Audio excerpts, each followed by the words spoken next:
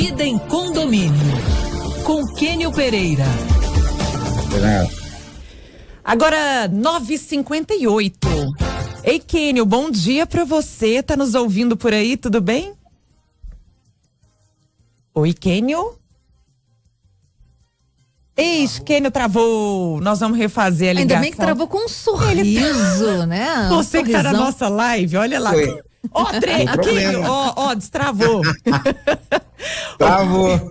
Pelo menos foi com uma cara bonitinha, viu, Kênio? Não... É, tá vendo? Tranquilo. Mas o assunto nem é tão bonitinho assim, né, Kênio? A gente vai falar hoje, Kênio, que é o nosso colunista, especialista em tudo quanto é problema relacionado a condomínio, nosso advogado. Kênio, olha, sobre locação, muita gente tem dúvidas quanto a tempo de contrato, multa rescisória. E eu vou te fazer a primeira pergunta. Prazo do contrato de locação. Eu queria saber se existe um prazo mínimo, um prazo máximo, ou isso é sempre acordado entre as partes, Kênio?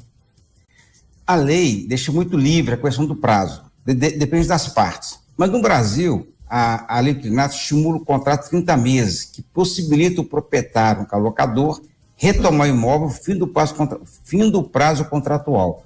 Então, a praxe no Brasil, a locação residencial é 30 meses. Agora, se quiser fazer um contrato de 6 meses, 5 anos, 10 anos, é livre, não tem limitação. Agora, quando a pessoa pactua um prazo, ela é obrigado a cumprir. Então, essa obrigação é bilateral. Só que tem um fato interessante, a lei também deixa livre a estipulação da multa rescisória. Então, cabe ao inquilino e ao locador analisar bem a situação particular de cada um para ajustar o prazo conforme os seus interesses, evitando o pagamento de multa. Agora, Kênio, por exemplo, aluguei 30 meses ali o contrato, entrei no imóvel, mas achei um imóvel muito ruim, muito barulhento, ele não serve para mim, não tá servindo ali para o meu dia a dia, tá me incomodando, eu quero sair. Nesse caso, eu tenho que pagar uma multa rescisória, ou eu posso falar, olha, você me vendeu ali um negócio, uma propaganda meio enganosa, tem muito barulho, esse imóvel, a torneira não está funcionando direito, enfim, posso pedir uma rescisão sem ter que pagar ou não? Paciência, entrei, agora se vira. Na prática, né, todo inquilino tem plena liberdade de analisar o imóvel antes de fechar o contrato. Então, a pessoa visita o imóvel, analisa, vai lá à noite, vai a qualquer horário, final de semana, para verificar a vizinhança, inclusive. Então, cabe ao inquilino tomar todo cuidado antes de fechar o contrato. Depois que ele fechou o contrato, se arrepender, tem multa. E não adianta alegar que tem barulho de trânsito, que tem uma boate perto, tem um barzinho, porque isso tem que ser verificado antes do contrato. Então, na prática, se fez o contrato, ajustou de acordo com o seu interesse, colocou o prazo lá de 30 meses, 4 anos, o que for. Esse prazo é bilateral. Então, se houver o rompimento, mesmo em função de barulho, o inquilino vai ter que pagar a multa. Não existe na lei uma isenção de multa para o inquilino por ter barulho. Então, é natural que na área urbana isso aconteça. Então, se eu vou morar perto de um clube, perto de um bar, eu vou verificar se aquela região atende à minha necessidade de trabalhar, de dia, às vezes, de dormir final de semana, mas se a pessoa aceitou a locação, teve a oportunidade de ver o imóvel e depois se arrependeu, ela pode mudar. A lei permite que ela mude, mas mediante o pagamento da multa rescisória prevista no contrato. Essa multa, grande parte das vezes, ela corresponde a 20% do valor do contrato. Então, se o contrato é 30 meses, a multa chega até 6 meses. E essa multa vai sendo reduzida proporcionalmente ao cumprimento parcial do contrato. Muito bem. Bom, vamos lá para a pergunta do ouvinte Flávio. Sou proprietário de um apartamento de aluguel para ter renda para conseguir pagar o aluguel onde moro. O meu inquilino disse que vai se mudar do apartamento por causa de ruídos que vêm do vizinho que mora no andar de cima e que por isso se recusa a pagar a multa rescisória, sendo que faltam 2 anos para o contrato dele vencer. Olha aí, Kênio. Ficarei sem rendimento para arcar com as minhas despesas. O inquilino afirma que o síndico disse que não tem que atuar quanto a esses ruídos pequenos entre os 2 apartamentos e que por isso eu sou o culpado pelo problema, diz aqui nosso ouvinte Flávio. O inquilino pode se utilizar desses argumentos para mudar, ou seja, para se mudar e sem pagar multa, Kênio? É realmente um assunto bem interessante, acontece com muita frequência. A pessoa mora num condomínio, aluga um apartamento, gostou do imóvel. Ninguém tem garantia de ter um vizinho tranquilo. Então, o Código Civil coloca, quando alguém perturba a vizinhança, a pessoa que reside, pode ser proprietário, pode ser inquilino, pode acionar aquela pessoa que perturba. Se o barulho é entre dois apartamentos, não cabe o síndico a verificar questões pessoais. Então, o síndico é obrigado a aplicar multa quando é um barulho na área comum, som alto, uma situação que atrapalha a coletividade, na área comum em geral. Mas se é uma questão de salto alto, alguém arrastar móvel, é impossível o síndico aplicar a multa porque é assunto que está ligado a dois moradores apenas. Agora, o proprietário do imóvel, ele fez o compromisso de receber o aluguel. Então, logicamente, que ele tem o direito de receber esse aluguel. E caso o inquilino não se dê bem com o vizinho do lado, ele pode mudar. Mas, de acordo com o artigo 4º da lei do inquilinato, vai ter que pagar essa multa para o locador. Essa multa, repito, era ajustada no contrato. A lei do inquilinato não estipula o valor certo de multa. Então, é fundamental que o inquilino, o locador, ao iniciar a locação, estipule essa multa de maneira equilibrada. E se houver desinteresse do proprietário ou do inquilino, poderá ser ocorrer rescisão mediante o pagamento da multa. Agora, a lei ela é muito mais protecionista para o inquilino. Agora vamos mudar de lado, Kênio. Eu tenho um apartamento e eu aluguei para uma pessoa. Aluguei ele por 3 anos, mas surgiu um imprevisto, eu vou precisar desse apartamento novamente. E aí eu tenho que pagar uma multa rescisória para o meu, inquilino? Eu vou ter que, enfim, tenho o direito de falar, olha, sai daí amanhã, ou tem que dar um prazo para que ele possa se readequar, achar um outro imóvel? Qual que é o outro lado, Kênio? É interessante, né, Fernanda? Porque na prática o pessoal pensa que a lei é muito equilibrada. Depende. Como eu falei anteriormente, a multa protege mais o inquilino. O artigo 4º prevê o direito do inquilino rescindir o contrato. Mas a lei proíbe, não dá direito ao proprietário rescindir. Então, se o proprietário fez o contrato 30 meses, 4 anos, arrependeu, vai ficar a ver navios. E não consegue rescindir, porque a lei permite que apenas o inquilino pague a multa e rescinda. Então, esse locador, ele pode vir a negociar com o inquilino até querer pagar a multa, mas ele não tem esse direito legal. Então, o inquilino pode simplesmente falar assim, vou cumprir o contrato e ponto final. Já vi casos reais, de proprietário que perdeu o imóvel financiado e tinha outro lugar. Ele sem casa para morar, não conseguiu reaver o imóvel porque não existe essa previsão na lei.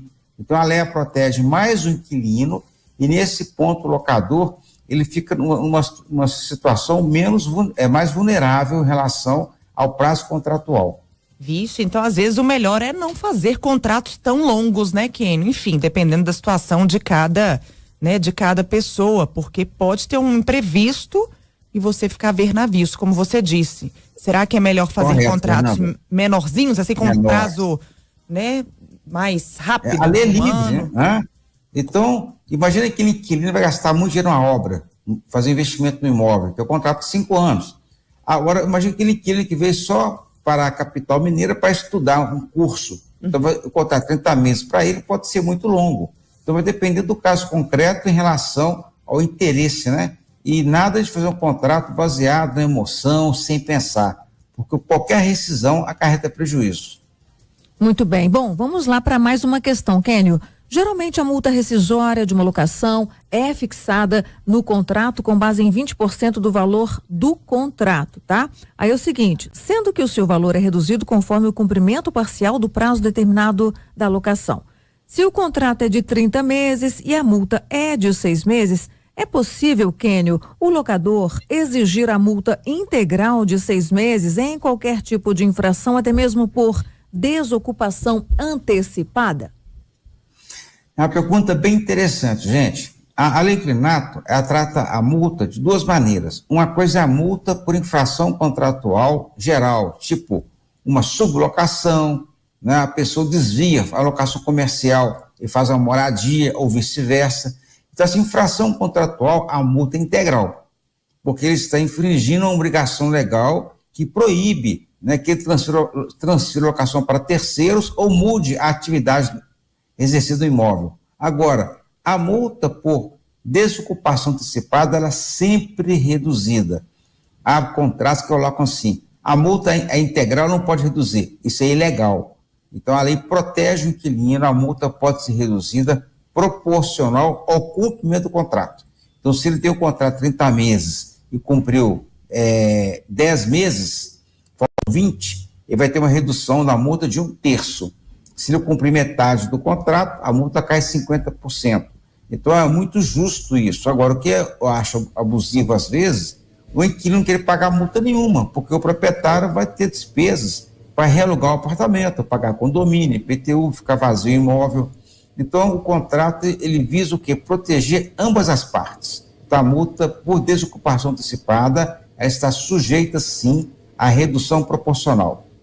Agora, quem chegou uma pergunta de um ouvinte lá do Sagrada Família, dizendo que mora num apartamento com a esposa e os 2 filhinhos de 4 e 2 anos, e a vizinha de baixo está infernizando a vida deles porque os meninos, as crianças fazem barulho, são crianças. Já fizemos de tudo aqui para tentar segurar os meninos, mas criança pequena é difícil de controlar. Como que a gente deve agir? E aí, Kênio? É coisa de criança é delicado, né? Mas eu entendo que colocar a criança num local que não perturbe tanto, na sala, né? De repente, o pessoal às vezes brinca de bola dentro do apartamento, a pessoa deixa cair muitos objetos, vamos colocar um carpete, um tapete, né? um tatame. Então, tem várias maneiras de amenizar esses problemas. Agora, existe um caso ou outro de um vizinho ser super sensível, né? Suportar barulho nenhum. Então depende do caso concreto, é questão de conversar com o vizinho e até de repente deixar a criança brincar no apartamento e descer para ver o nível de ruído, que pode ser que as crianças estejam realmente extrapolando. Outra coisa, tem área de lazer, né? Tem um espaço lá, às vezes, do condomínio que permite a pessoa brincar com a criança, e um fator, se é durante o dia ou à noite. Então, tem famílias que têm um hábito noturno, né? Até tarde da noite ali, e isso pode incomodar mais. Mas eu acho que a questão do famoso, Fernanda, bom senso. Sempre. Né? Esse eu falo que é igual. Bom senso é complicado. Cada um tem o seu, Kênio. O seu. Mas um detalhe, que eu já fiz isso, tem situação que a pessoa acha que não incomoda. Aí eu falo assim, faz o seguinte, liga o som normal que você está fazendo aí, ou faz o barulho normal. Aí pede o marido para descer lá para verificar. E de repente o esposo vai ver, nossa, faz barulho, se está incomodando. Né? Então coloca um tatame, coloca lá um carpete, cria uma situação de amenizar o incômodo à vizinhança. Isso é fundamental. Kênio, olha, adorei essa ideia do tapetinho ali, do tatame, que é lavável também, as crianças podem comer, derramar alguma coisa, depois só lavar, passa um pano e tá tudo resolvido. Tranquilo. É muito bacana. Olha, o Tiago tá agradecendo aqui pela sua explicação. Obrigada, viu, Kênio? Nada, um abraço para todos aí. Até terça-feira que vem. Até lá, Kênio. Obrigada, Kênio. Até.